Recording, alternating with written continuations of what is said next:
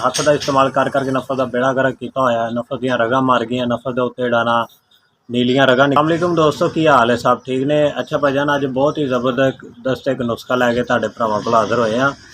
ये नुस्खा उन्होंने दोस्तों वास्ते है जिन्हें मुश्तजनी कर करके नफरत का बेड़ा गर्क किया होया है। हत्थ का इस्तेमाल कर करके नफरत के उत्ते जड़ियां ना रगां लै आए ने, नफरत बिल्कुल ढिला हो गया है या नफरत टेढ़ा हो गया, उन्होंने वास्ते अज बहुत ही सस्ता या नुस्खा, कोई एडा ज़्यादा महंगा नहीं है। आम तुसी जेड़ा ना हर बंदा लैके उसनों तैयार कर सकता है। ये लाजमी नहीं भी जिन्ना मुश्तजनी की वो इस्तेमाल कर सकते। हर बंदा शादीशुदा और कुआरा हर बंदे नूं इस्तेमाल कर सकता है। इसके बहुत ज़्यादा फायदे ने। इसके इस्तेमाल दे नाल नफस बिल्कुल जड़ा ना अगर ढिला है तो उन्हें सख्ती आ जाएगी, अगर बिल्कुल बरीक हो गया वो भी मोटा हो जाएगा, और अगर टेढ़ा हो गया तो वह बिल्कुल सीधा हो जाएगा सरिया को। अज की वीडियो में जड़ा ना तुहानूं दसांगे किहड़ियां चीज़ां तुसीं इस्तेमाल विच लिआणियां। सब तो पहले जड़ा ना जिन्होंने दोस्तों साढ़े चैनल को सबसक्राइब नहीं किया वो सबसक्राइब कर दो और बैल आइकन को दबा दो ताकि आने वाली अच्छी तो अच्छी वीडियो तुहाडे कोल पहुँच सके। और सब तो पहले चीज़ असी इसके इस्तेमाल करांगे रोगने बादाम। यह रोगने बादाम है, ये तुसी किसी भी कंपनी का जड़ा ना लैके इस्तेमाल कर सकते हो। एक चम्मच जड़ा ना रोगने बादाम का तुसी किसी भी कंपनी का लैके इस्तेमाल कर लो, इंशाअल्लाह इहदा तुहानूं भरपूर फायदा होएगा। उस बाद रोगने माल कंगनी, रोगने माल कंगनी, रोगने माल कंगनी तुसी इस्तेमाल करना है, ये भी एक चम्मच। और उस तो बाद तुसी रोगने जाफल, रोगने जाफल ये भी एक चम्मच। और उस तो बाद तुसी इस्तेमाल करना है रोगने बैजा मुर्द, रोगने बैजा मुर्द जड़ा अंडे का तेल कहते ना, अंडे का तेल जड़ा गर्दी का तेल होंदा है वो इस्तेमाल करना। रोगन तुहानूं हर किसी संसार स्टोर तो मिल जाएंगे।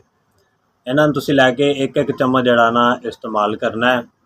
इन्हों इकट्ठा ही करके इस चीज़ दे विच हमाम दस्त अगर मिल जाए तो उहदे विच तुसी इस्तेमाल करके, अगर हमाम दस्त मिल जाए तो उहदे डाल के इसनों अच्छी तरह मिला लेना। अगर आम जड़ा ना हर बंदा जड़ा हमाम दस्त नहीं किसी को मिलता, नहीं किसी को होंदा, तो तुसी जड़ा ना किसी बर्तन दे विच डाल के इसनों अच्छी तरह मिक्स कर लेना, या किसी शीशी के अंदर डाल के इसनों मिक्स कर लेना। मिक्स करके अच्छी तरह जड़ा ना सेफ कर लेना ताकि डुले वगैरह ना।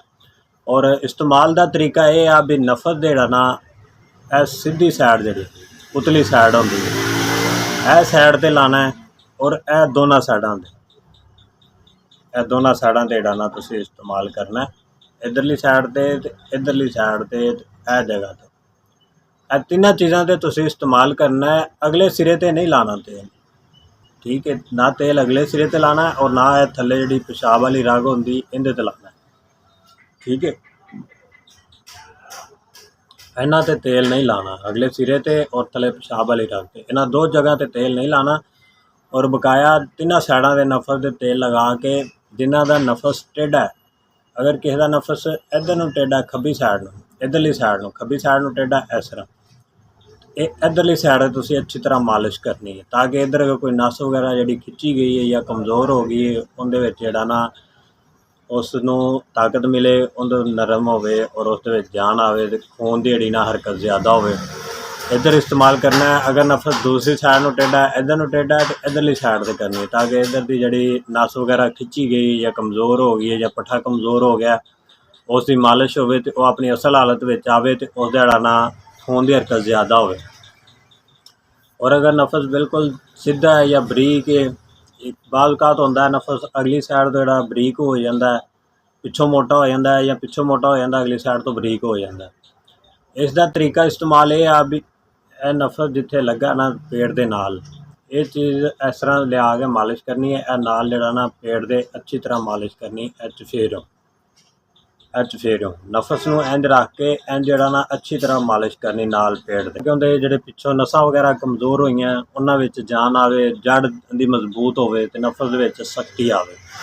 और इसनूं इस्तेमाल करो और साडे चैनल नूं सबसक्राइब कर लो। जिन्हां दोस्तां सबसक्राइब नहीं किया वो सबसक्राइब कर लो, वीडियो लाइक कर दो और कमेंट में दस्या करो वीडियो कैसी लगी।